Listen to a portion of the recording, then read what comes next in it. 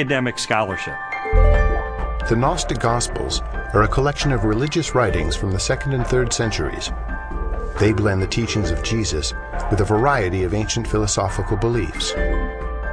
According to the tenets of Gnosticism, the universe was the creation of a flawed and wicked God. Therefore, all matter was evil. Salvation from this world could only be attained through secret knowledge about the spiritual nature of man. There's been a lot of talk about the Gnostic Gospels, the Gospel of Mary Magdalene, the Gospel of Philip, the Gospel of Thomas. These documents are almost universally recognized to be much later than the New Testament Gospels and not to record historically reliable material related to Jesus. Well, the New Testament Gospels give us a portrait of an early 1st century Palestinian Jesus of Nazareth. The Gospels from the 2nd century, which are mostly Gnostic Gospels, such as the Gospel of Judas, or the Gospel of Thomas, or the Gospel of Philip, or the Gospel of Mary, they give us a very different Jesus. Now, you can pick and choose if you want. You can say, well, I like the 2nd century Gnostic Jesus better. Others might want the early 1st century Palestinian Jesus. But if you're going to be a scholar about it, and you're going to talk about, well, which Gospels really do give us earlier traditions that more reliably reflect the actual historical Jesus, you got to go with the New Testament Gospels every time. There's a view among some that there were all of these different competing views of Jesus Christ, and that the one that won out became the orthodox perspective of Christ reflected in the Gospels. All the evidence runs contrary to that. Jesus was a 1st century Jewish teacher who revealed and demonstrated himself to be the Messiah. That's the presentation we get in Matthew, Mark, Luke, and John, the New Testament Gospels. These later Gospels, these Gnostic Gospels, present a very different Jesus, almost a Greek philosopher, an esoteric Gnostic Jesus. It's clearly not the authentic historical Jesus. What I've come to discover is that the Gospels in the New Testament, Matthew, Mark, Luke, and John, are our best sources for Jesus. And I've also found that they are reliable, and that from these sources we can form a picture that I believe is very accurate, that tells us about Jesus, what he taught, how he was perceived by his contemporaries, and what his life was really all about. Everything from Jesus' parables, to his healings, to his controversies, to his warnings, and all of that, the reason they were telling this stuff is that not just it was good advice for them in their own day, but that it actually mattered, that it actually happened. And if it hadn't happened, you're into a totally different worldview, a worldview which is about ideas, which is about self-realization, hugely popular in our culture just now, discovering who I really am. You know, for goodness sake, Jesus didn't come to help me discover who I really am. He came to tell me who he knew I really was and to do something about it. And that's much better news. After a while, as the evidence would accumulate more and more, it was like there were these scales and they began to tip increasingly.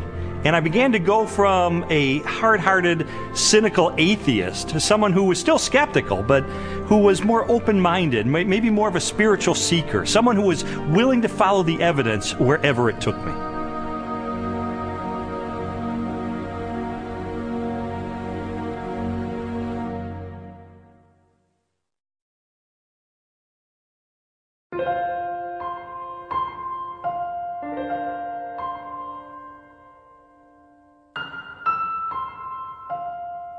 This whole time I was on this investigative journey, Leslie and her friends behind the scenes were praying because they knew that I was checking into the evidence. I was looking into these issues for myself, and they just wanted me to be open-minded about the evidence that I found. I was feeling like my whole world was opening up into something new and way more exciting and fulfilling than what we had been on. And it was that frustration of trying to help him to recognize that that was the case. Well, Leslie tried several things during this period to try to spur me on in my investigation. It didn't help very much. For instance, she would leave Bible tracts around the house, or she would take a Christian book and highlight certain passages and leave it open on a coffee table, things like that. And it really didn't help. And I told her it was not helping, and she understood that. But I think sort of the whole time she was holding her breath, because this was not a very smooth investigation. And he would take 2 steps forward, 3 steps back. Sometimes it looked like he was really getting it, and other times he would just turn into an angry, frustrated person again. And so it was a very frustrating time for both of us. I believe Jesus was a real person. I believe he did live. I guess there are some exaggerations in the Bible, I'd have to say. I don't believe we'll ever know if Jesus was really what everyone thinks he is. I think it's a lot of folklore. I think it's a lot of historical misrepresentations. I think it's a lot of wishful thinking. But I don't think we know, and I don't think we'll ever know, and I don't think there's any way to prove what has been claimed about Jesus for all these years. The biographies of Jesus in the New Testament gave me a lot of information about him. But Christians were saying that he is the Son of God. That's a huge step to take to believe that. And so I sought out more scholars so I could pose to them this question: who was Jesus?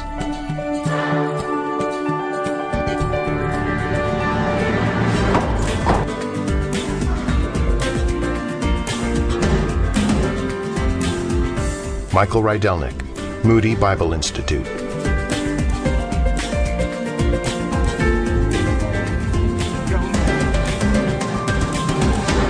Ben Witherington, Asbury Seminary.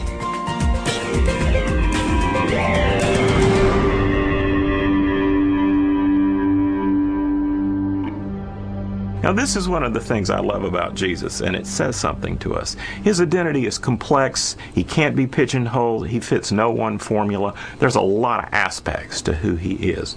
But always, he presents himself as a challenge to the status quo, to preconditioned thinking about what Son of God, what Messiah must be. He's carving out his own niche. He's doing his own thing like a great and creative artist. He is not simply replicating anything from the past. He is taking bits and pieces of prophecies and ideas and wisdom literature and law and you name it, and he's made a whole new gumbo. And he's serving it up, and people don't know what to think. He goes in a synagogue and says some of this stuff, and they go, wow, a new teaching, and with authority. Shazam! Amazingly, people say, no one teaches like him because he spoke with his own authority. Our sages, our rabbis, always taught that you have to teach in the name of someone else. Rabbi so-and-so says in the name of Rabbi so-and-so. That's the way rabbis were taught to teach. Yeshua came and said, you've heard it said, but not what my rabbi taught me, but I say unto you. And he would clarify, even overrule in some ways, the Old Testament law. Well, this law was given by God himself, for Jesus to say, I am the authoritative interpreter of the law. I am the one who has come to fulfill the law. That's an extraordinary claim, a claim to essentially the authority of God.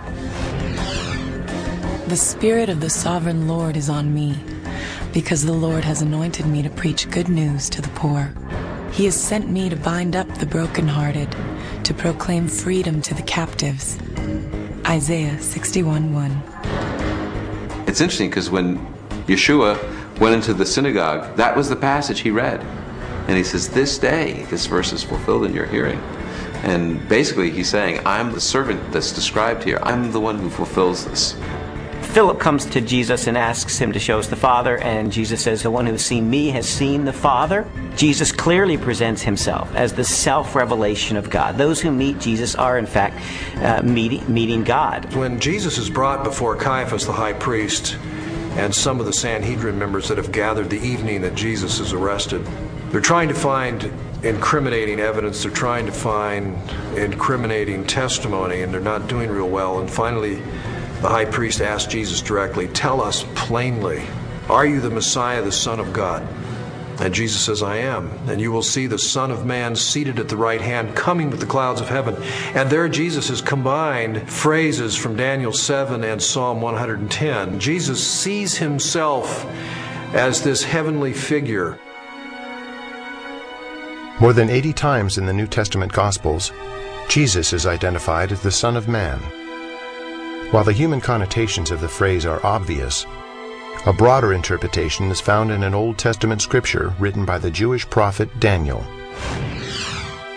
In my vision at night I looked, and there before me was one like a son of man, coming with the clouds of heaven. He approached the Ancient of Days and was led into his presence.